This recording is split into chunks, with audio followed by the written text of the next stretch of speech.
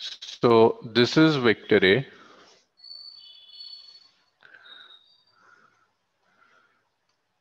This is vector B. Angle between them is theta. तो geometrical meaning of dot product का मतलब है आप वेक्टर बी का कंपोनेंट लीजिए ए की डायरेक्शन में, ये कंपोनेंट कितना हो जाएगा, इट्स बी कॉस थीटा। इस बी कॉस थीटा को आप कई नाम दे सकते हो, आप ये भी कह सकते हो that B cos theta is component of B along A, this is component of vector B along vector A. आप इसे ये भी कह सकते हैं that this is projection of vector B on A, जिसे आप कंपोनेंट कह रहे थे वो प्रोजेक्शन हो जाएगा। तो ये जो ए डॉट बी था which is A B cos theta, तो इसे अगर आप ढंग से देखो तो आप ऐसे भी लिख सकते हो, एक वेक्टर का मैग्नीट्यूड है और दूसरे का प्रोजेक्शन है। Yuvraj, first slide, it's first slide. So your A dot B is the product of magnitude of first vector. It is the product of the magnitude of first vector multiplied by projection of second on first. This is A dot B.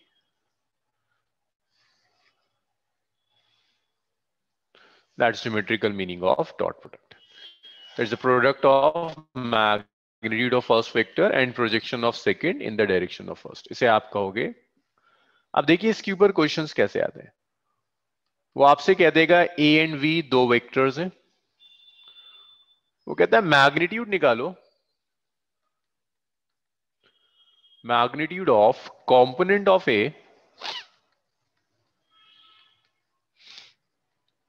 along B. So you need magnitude of component of A along B. So the magnitude of component of A along B is it's A dot B cap. This is the magnitude of component of A along B. ये सिर्फ magnitude है। अगर मैं आपसे कहता हूं मुझे vector calculate करो, कंप्लीट वेक्टर कैलकुलेट करो, सो मैं कह रहा हूं component of A along B calculate कीजिए। मैं आपसे कहता हूं मुझे component of vector A along B calculate कीजिए, so that will be A dot B cap multiplied by B cap. So ये दो चीजें, component of A along B is A dot B cap, component, ये सिर्फ magnitude है क्योंकि dot के बाद जो क्वांटिटी आती है that is scalar quantity, is just magnitude. अगर आपको कंप्लीट वेक्टर बनाना है तो इसे एक बी कैप से मल्टीप्लाई कर दीजिए, so A dot B cap into B cap, ये वेक्टर हो जाएगा। एनीवेज ये हो गया ना। अब देखिए इसमें कुछ क्वेश्चंस देखते हैं। जैसे एक वेक्टर है I cap plus J cap plus 2k cap, और एक वेक्टर बी है which is I cap minus J cap minus K cap. अब आपको चाहिए, मैं आपसे कहता हूं मुझे कंपोनेंट कैलकुलेट करके बताओ, component of vector A along vector B. तो देखो अभी मैं बेसिक क्वेश्चंस कराऊंगा डॉट के भी और क्रॉस के भी, फिर हम मर्ज करके करेंगे, अगर कुछ ऑब्जेक्टिव्स करते हैं तो डॉट और क्रॉस के एक साथ करेंगे।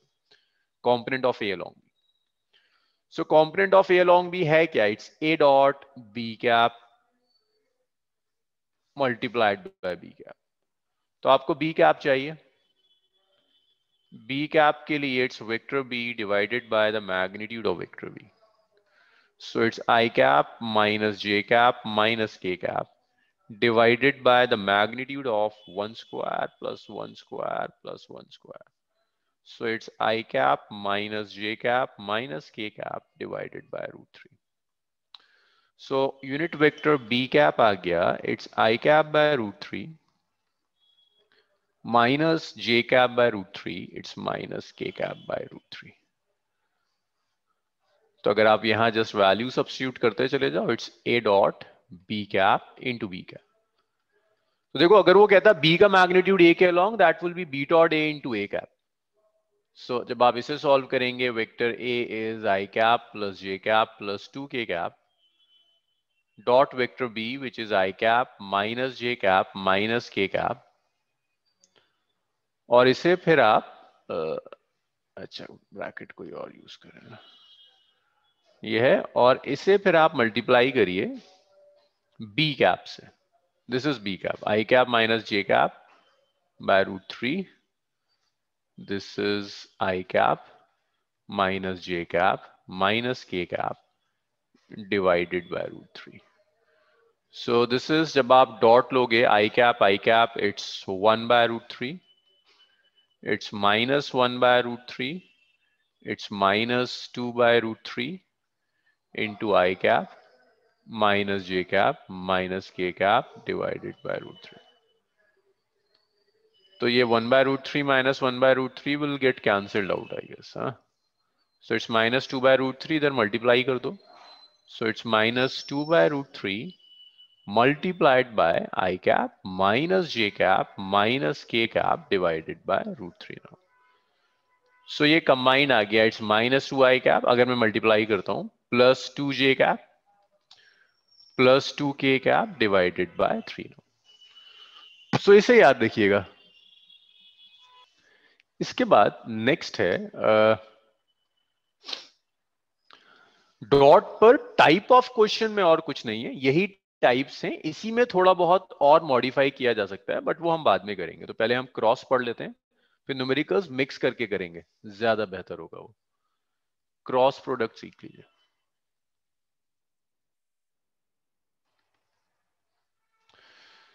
सो आपको दो वेक्टर्स दिए, this is vector A, this is vector B,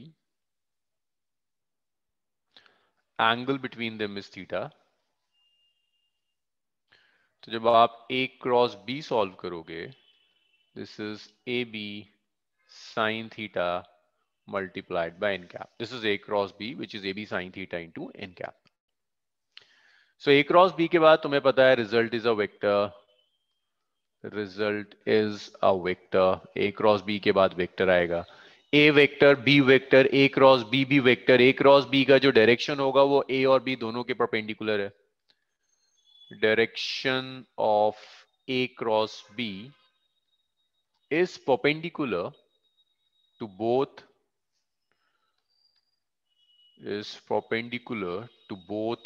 vector A and vector B. A cross B का डायरेक्शन वेक्टर ए के भी परपेंडिकुलर होगा और वेक्टर बी के भी, दोनों के परपेंडिकुलर होगा. जो direction basically N cap show करता है, N cap shows direction of A cross B. A cross B का जो भी डायरेक्शन होगा वो डायरेक्शन एन कैप शो करता है. अब इसके बाद एग्जांपल्स देखिए क्रॉस प्रोडक्ट के. जैसे टॉर्क है, आप लिख सकते हैं torque is R cross F. Angular momentum है, इसे आप लिख सकते हैं आर क्रॉस पी. इसी तरह से आप लीनियर वेलोसिटी लिख सकते हो ओमेगा क्रॉस आर. ये कुछ एग्जांपल्स हैं जो आपने फिजिक्स में कई बार यूज करे होंगे क्रॉस प्रोडक्ट में. 12th में लिखते हो ना तुम, torque is P cross E, moment dipole moment multiplied by electric field. ये कुछ एग्जांपल्स हैं जहां आप यूज करेंगे इसे. इसके बाद प्रॉपर्टीज देखिए क्रॉस की. तो देखो फर्स्ट प्रॉपर्टी है ये एंटी कम्यूट करता है.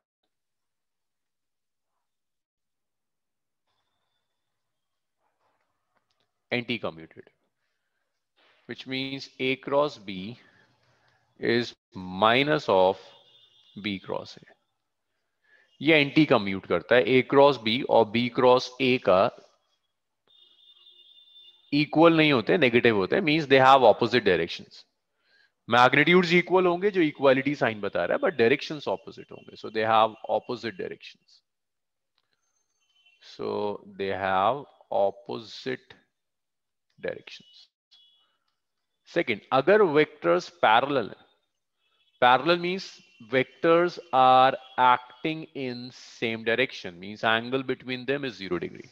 So if vectors are parallel, तो आप सिंपल ऐसे लिख सकते हो कि a cross b will be a b sin 0 is 0 is 0. So if you have parallel vectors, so cross product 0 होगा. डॉट अगर आपको याद हो, पैरेलल वेक्टर्स में डॉट मैक्सिमम होता था बट क्रॉस 0 है. तो जब आप सेम वेक्टर्स का क्रॉस लेंगे i क्रॉस i इज 0, आप j का क्रॉस लोगे j क्रॉस j इज 0, आप k का क्रॉस लोगे k क्रॉस k इज 0। तो जो भी आपके पैरेलल वेक्टर्स हैं उनका क्रॉस प्रोडक्ट हमेशा 0 आएगा। एक चीज और याद रखिएगा, ये इंपॉर्टेंट है कि अगर आप दो वेक्टर्स को ऐसे लिख सकते हैं that a is equal to lambda b, where lambda is a number, real number. अगर आप ऐसे लिख सकते हैं vector a is lambda times vector b, where lambda is a number, real number, then a and b are parallel. a and b are parallel, ये आसान तरीका है पैरेलल चेक करने का। जैसे एग्जांपल देखो, मैंने तुमसे कहा वेक्टर a है i cap plus 2j cap plus 3k cap, और मैंने तुमसे कहा वेक्टर b है i cap by 3 plus 2j cap by 3 plus k cap. अगर तुम ढंग से देखोगे तो a को 1/3 से मल्टीप्लाई करने पर b आ रहा है, b इज 1/3 इंटू a को अगर आप 1/3 से मल्टीप्लाई कर दीजिए then you will get vector b, so that means a and b are parallel, a and b are parallel. तो आप कह सकते हैं कि a और b जो होंगे दे आर पैरेलल वेक्टर्स। सो ये क्रॉस प्रोडक्ट की सेकंड प्रॉपर्टी। डॉट, ये प्रूफ करने के लिए वेक्टर्स परपेंडिकुलर हैं, आप यूज करते थे कि डॉट प्रोडक्ट जीरो होना चाहिए, लेकिन पैरेलल के लिए क्रॉस जीरो करने की जरूरत नहीं है, लेंदी हो जाएगा। आप सिर्फ ये प्रूफ कर दीजिए कि एक वेक्टर दूसरे का मल्टीपल है, अगर एक दूसरे का मल्टीपल हो जाए देन दे आर पैरेलल। इसके बाद नेक्स्ट प्रॉपर्टी, तो ये कौन सी थी, ये थी सेकंड प्रॉपर्टी। थर्ड देखिए, परपेंडिकुलर। अगर वेक्टर्स परपेंडिकुलर है, अगर वेक्टर्स परपेंडिकुलर, तो अगर वेक्टर्स परपेंडिकुलर हैं आपके, तो मैं कह रहा हूं आपसे a क्रॉस b कैलकुलेट कीजिए। a cross b is a b sine 90 n cap, so ये a क्रॉस b आया, that's a b। So here a cross b is maximum, तो a क्रॉस b यहां से मैक्सिमम हो जाएगा। अब यहां पर कुछ चीजें अब जो आप so when vectors are perpendicular cross product is maximum but dot product वहां जीरो था।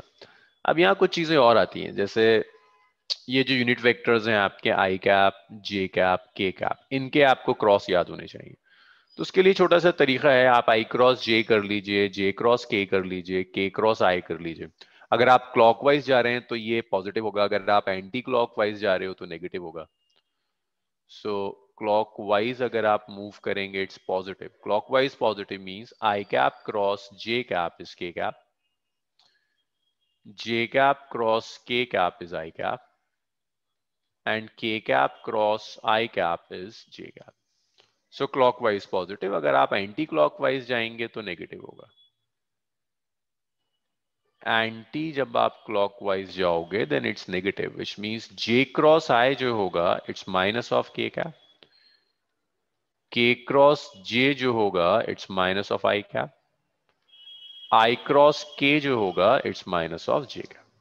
सो this is for perpendicular unit vectors, ये आपको याद होना चाहिए। फिर यहां अगर वेक्टर का मैं क्रॉस उसी के साथ ले रहा हूं, लाइक a क्रॉस a ले लेता हूं, so that simply means a and a are parallel vectors, so a cross a zero हो जाएगा। फिफ्थ देखिएगा, डिस्ट्रीब्यूटिव प्रॉपर्टी। जैसे हमने डॉट में डिस्ट्रीब्यूटिव प्रॉपर्टी पढ़ी थी, ऐसी यहां भी डिस्ट्रीब्यूटिव प्रॉपर्टी होगी। सो जब आप यहां डिस्ट्रीब्यूटिव प्रॉपर्टी यूज करोगे, like a dot vector b plus vector c, so this is a dot b plus a dot c, minus का यहां माइनस आ गया, a dot B minus a dot C. तो ये डिस्ट्रीब्यूटिव प्रॉपर्टी आप use करते हैं। इसके बाद देखिए क्रॉस इन कार्टेशियन फॉर्म,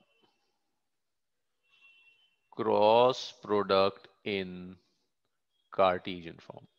अच्छा, अब इसमें ना बायो वाले बहुत हैं, तो हो सकता है कुछ लोग भूल गए हो कि डिटर्मिनेंट सॉल्व कैसे करते थे। जो मैथ्स वाले हैं खैर उनके लिए तो इश्यू ही नहीं है, कुछ बायो वाले हैं जो भूल गए होंगे शायद कैसे डिटर्मिनेंट सॉल्व करते थे, तो उनके लिए मैं पूरी कैलकुलेशन रिपीट कर रहा हूं। So it's I cap, it's J cap, it's K cap. It's A1, आपको A क्रॉस B चाहिए, हाँ?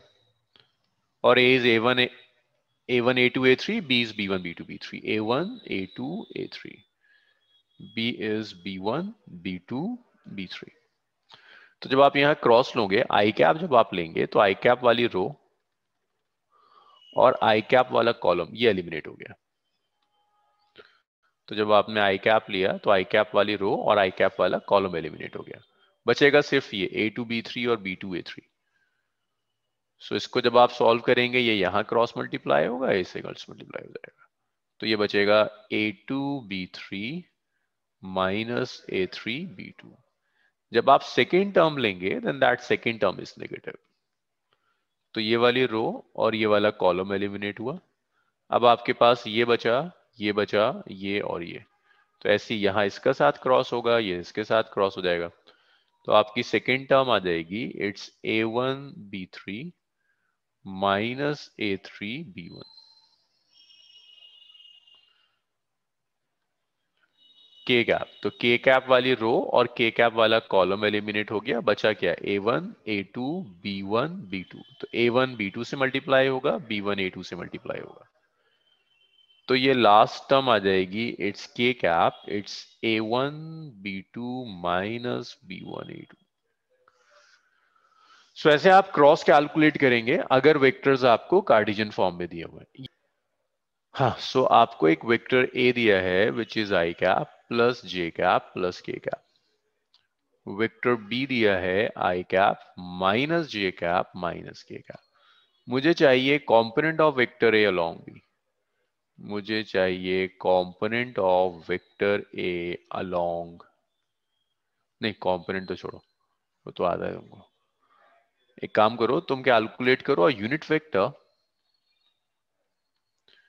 एक यूनिट वेक्टर चाहिए perpendicular to both A and B.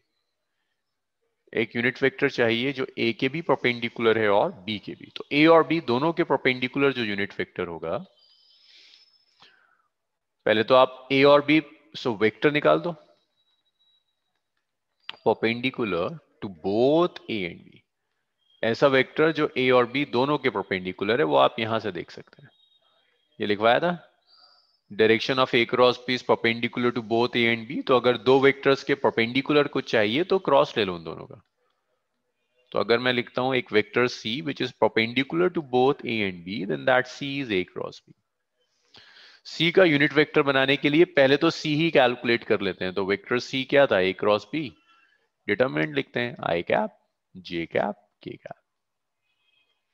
1 1 1 1 -1 -1।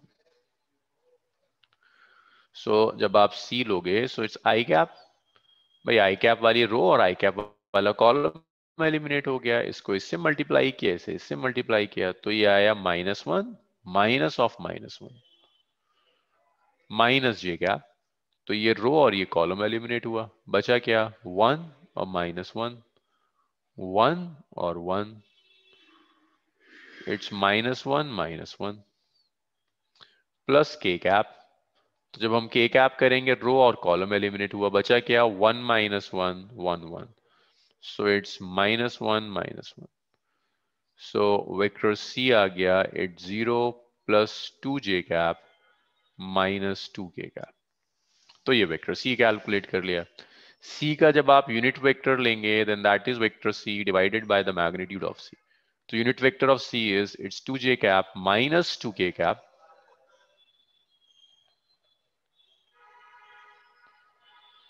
Divided by the magnitude of 2 square plus 2 square. तो ये कितना आ जाएगा? 4 plus 4 8 है ना। तो 2 J cap minus 2 K cap divided bye 2√2। अब आप चाहो तो कैंसिल कर लो, 2 कैंसिल हो जाएगा। अच्छा, ये हो गया। और इसके बाद एक चीज और देख लो, geometrical meaning of cross product. Geometrical meaning of cross.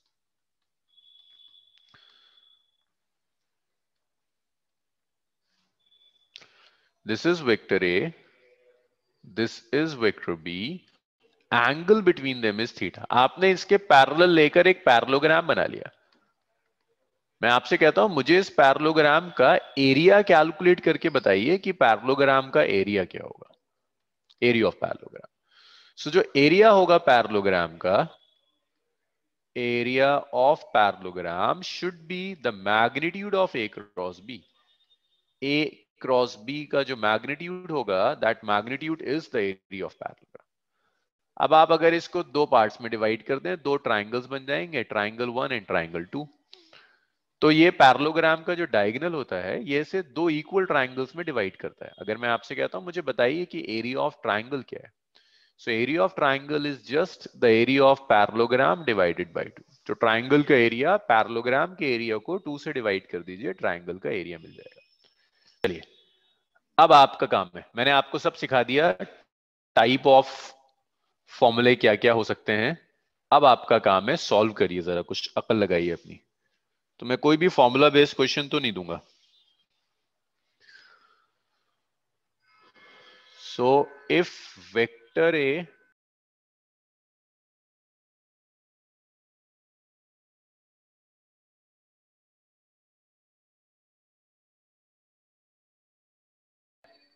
देखो a plus B is perpendicular to B, तो आप इसे लिखिए vector A plus vector B is perpendicular to B means dot B is 0। Aman का भी ठीक है। तो जब आप इसे लोगे, आप इसे लिखोगे this is a dot B plus B dot B which is equal to 0। सो ये आ गया आपके पास a dot B plus B square is equal to 0। That's my first equation. फिर वो कह रहा है a plus two B A के परपेंडिकुलर है। भाई परपेंडिकुलर है तो डॉट फिर से 0 होगा। a plus two B dot a is equal to 0. So it's a dot a plus twice of b dot a is equal to 0. So that's second equation. आप एक काम कर सकते हैं, फर्स्ट इक्वेशन से 1 को आप 2 में रख दीजिए। लाइक a डॉट b को माइनस ऑफ b स्क्वायर लिख सकते हो ना, a dot b is minus of b square. और तुम जानते हो कि यार a डॉट b और b डॉट a एक ही चीज है। So you get a dot a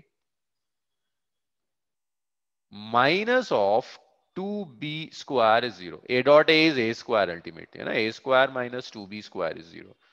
a square is 2b square, a is b root 2। आसान क्वेश्चन और मेजॉरिटी गलत। स्पीड बढ़ाओ, गलती मत करो। चलो इसे करके दिखाओ, vector A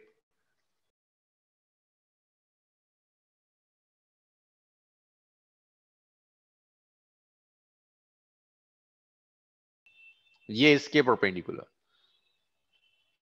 so a plus 3b dot 7a minus 5b is equal to 0। अब डॉट तो यार देखो डिस्ट्रीब्यूटिव होता है ना, डिस्ट्रीब्यूटिव प्रॉपर्टी लगाओ। इसको ऐसे लिखो, 7 तो नंबर है, अब इसको इससे करोगे 7 की टेंशन नहीं है मुझे। a डॉट a आना चाहिए, इसको इससे लो तो ये आएगा -15। इसको इससे लोगे ना मल्टीप्लाई, इसको इससे लोगे -5 a डॉट b, इसको इससे लोगे 21 b डॉट a, इसको इससे लोगे -15 b dot b is equal to 0। सो देखिए ये आया 7a square, 5a dot B plus 2 21 b dot a dot B और b डॉट a तो सेम होता है, तो ये आ गया कुछ 16 आ जाएगा, plus 16a dot B -15b square is equal to 0. That's my first equation. अब इसके बाद अगर मैं इन दोनों का डॉट लूं, इसका और इसका, तो ये आएगा a माइनस 4b डॉट, भाई डिस्ट्रीब्यूटिव प्रॉपर्टी ऐसी थोड़ी ना लिखवाई थी, यूज होती है, 7a माइनस 2b 0, इसका डॉट इसके साथ लो तो 7a डॉट a देखो जिन चीज को सबसे ज्यादा इग्नोर किया जाता है ना डॉट में, प्रॉपर्टीज ऑफ डॉट प्रोडक्ट, ढंग के क्वेश्चंस वहीं से बनते हैं। बाकी सारे क्वेश्चन तो तुम 11th में कर करके पास हुए, थोड़ा ना दोबारा पूछेगा। 28 B dot A, 8 B dot B is equal to 0। 7a square -2 -28 -30a dot B plus 8b square is 0। तो अब यहां से अगर मैं कुछ सॉल्व कर पाऊं, is equal to 2, equation solve करना बड़ा मुसीबत का काम है। 7 से 7, देखो अगर मैं इन दोनों को सब्ट्रैक्ट कर दूं ना तो ए स्क्वायर कैंसिल, ए तो खत्म हो जाएगा, फिर कुछ सॉल्व करता हुआ दिखेगा।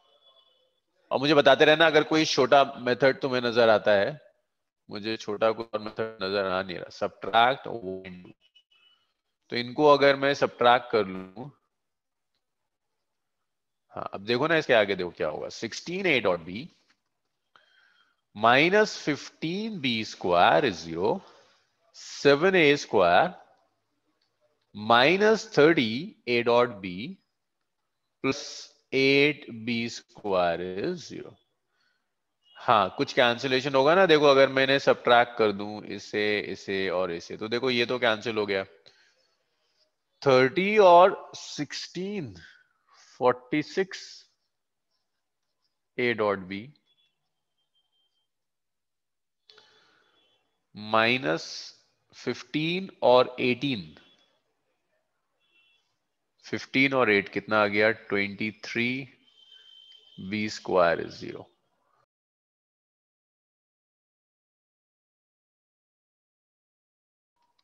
इट्स 23 बी स्क्वायर, सही है।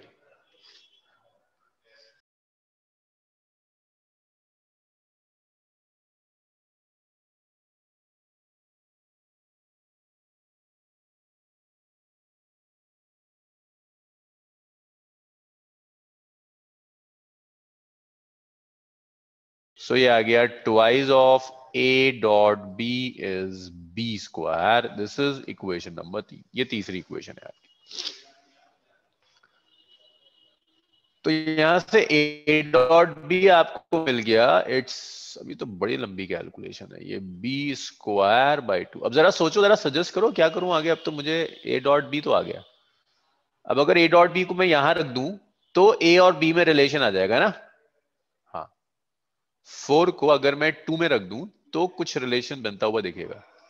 4 को अगर मैं 2 में रख दूं, यहां रखता हूं, तो हुआ 7a square, A square -30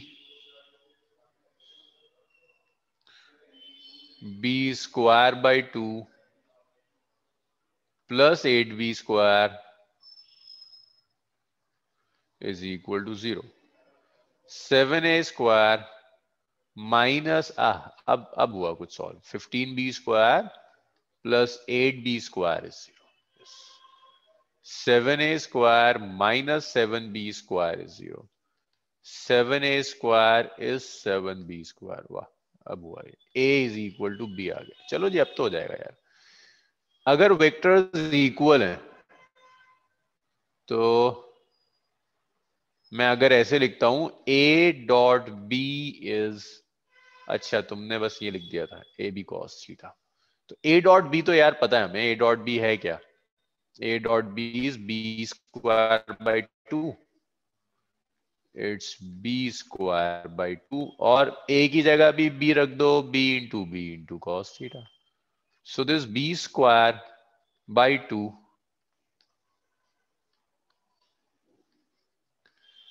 B square by 2 is B square cos theta. B square से बी स्क्वायर गया, कॉस थीटा हाफ आ गया, थीटा इज 60 डिग्री। ये एक अच्छा क्वेश्चन था। सो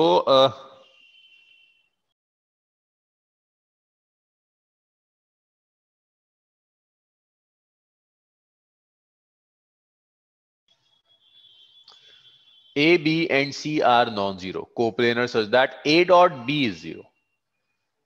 भाई देखो a डॉट बी अगर 0 है इसका मतलब है कि ये a है तो ये b होना चाहिए, परपेंडिकुलर होंगे ना एक दूसरे के। b डॉट सी 0 तो आपको ये पता है b और c परपेंडिकुलर है। b और c अगर परपेंडिकुलर हैं तो c देखिए या तो यहां जा रहा होगा, दो ही ऑप्शंस हैं c के पास, कोप्लेनर है, c बाहर तो आ नहीं सकता, तो या तो c इधर जा रहा होगा ऐसे, या c इधर जा रहा होगा ऐसे, ऐसा ही तो है, या तो लेफ्ट में जा रहा होगा या राइट में जा रहा होगा। अब c कहीं भी चले जाए, देखो a और c में जो एंगल होगा वो या तो 180 डिग्री होगा अगर c इधर है, या c इधर है तो 0 डिग्री होगा। Angle between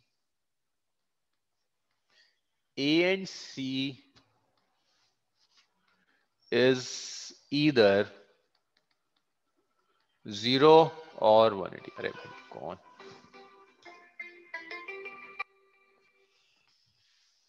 180। अब देखिए कुछ भी हो जाए, 0 हो जाए या 180 हो जाए, जब आप a क्रॉस b सॉल्व करेंगे तो ये 0 आएगा, सोचने वाली बात ही नहीं कुछ। अब ये बड़ा कंफ्यूजिंग हो जाता है अगर मैं ये लाइन हटा देता, अगर मैं ये लाइन हटा देता ना तो फिर कुछ भी हो सकता था, 0 भी हो सकता था, मैक्सिमम भी हो सकता था, क्योंकि अगर ये कोप्लेनर नहीं होते तो पॉसिबिलिटी थी कि वेक्टर बाहर आ रहा हो, तो हो सकता है कि a और c भी परपेंडिकुलर हो जाते। बी और सी परपेंडिकुलर है ना, तो ये पॉसिबिलिटी है कि सी बाहर आ रहा हो तभी तो बी के परपेंडिकुलर होगा, लेकिन अगर सी बाहर आया तो कोप्लेनर नहीं है। ये कोप्लेनर तुम्हें बहुत रुलाएगा, नीट वाले जितने बैठे हैं ना, अगर वेक्टर से क्वेश्चन आता है कोप्लेनर बहुत रुलाएगा, एक कोप्लेनर तुम्हें दिखना चाहिए, हमेशा कॉपी में ड्रॉ कर लिया करो। So A B and C are coplanar, then अच्छा चलो ए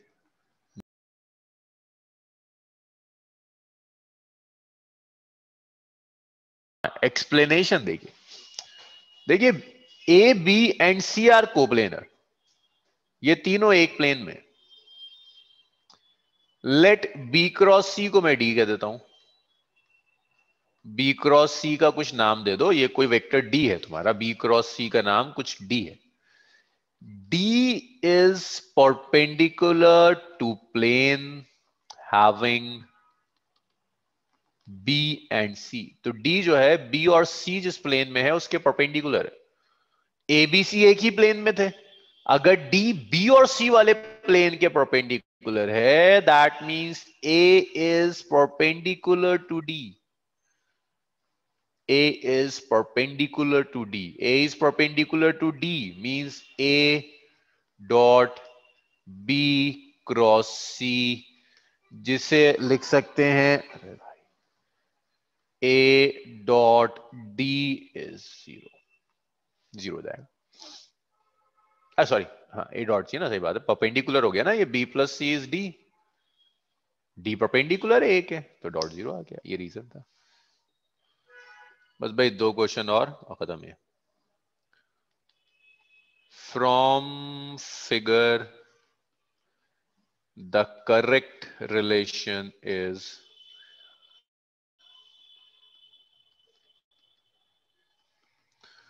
the correct relation is from the figure the correct relation is, देखो बड़ा आसान है ये, a प्लस बी प्लस ई। अगर तुमने ट्राइंगल लॉ, पॉलीगन लॉ और पैरेललोग्राम लॉ सुना था ढंग से तो ये तो सुनकर ही सॉल्व हो जाता है। c minus D is minus A, B plus E minus C is minus D, all of these.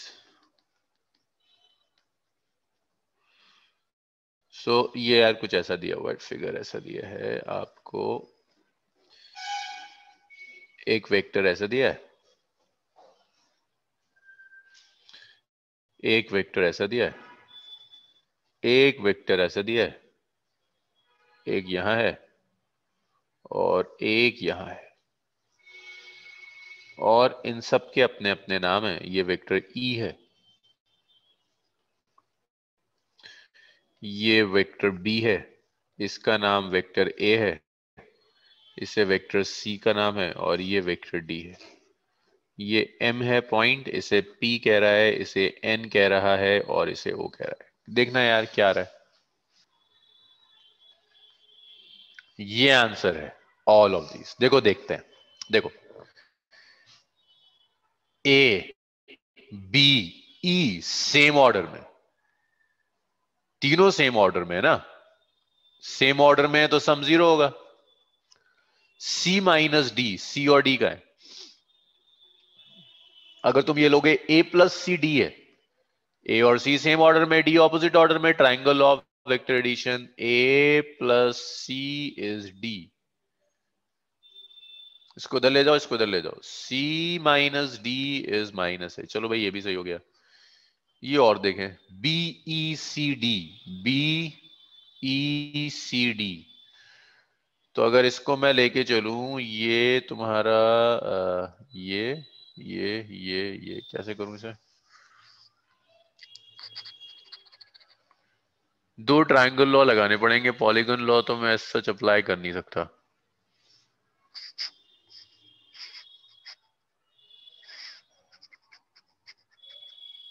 B E और डी सेम ऑर्डर में ना, बी ई और डी सेम ऑर्डर में है, विच इज इक्वल टू सी, ऐसी होगा। मैं देखो गड़बड़ तो नहीं कर रहा मैं, हाँ इसको लेफ्ट में ले आओ, सही तो कर रहा हूं मैं। b plus E minus C is minus D. चलो जी, सब सही है, सब सही। तो ये ऐसे क्वेश्चंस ना आपको चेक कर लेते हैं कि आपको ज्योमेट्री वो कहाँ कोई इनिशियल होना चाहिए, कहाँ सेम ऑर्डर होना चाहिए।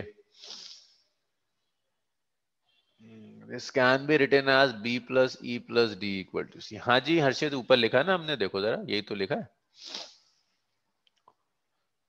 चलिए जी, ये खत्म हुआ, मेरी तरफ से वेक्टर्स कंप्लीट हुआ। मैं कल से प्रोजेक्टाइल स्टार्ट करूंगा।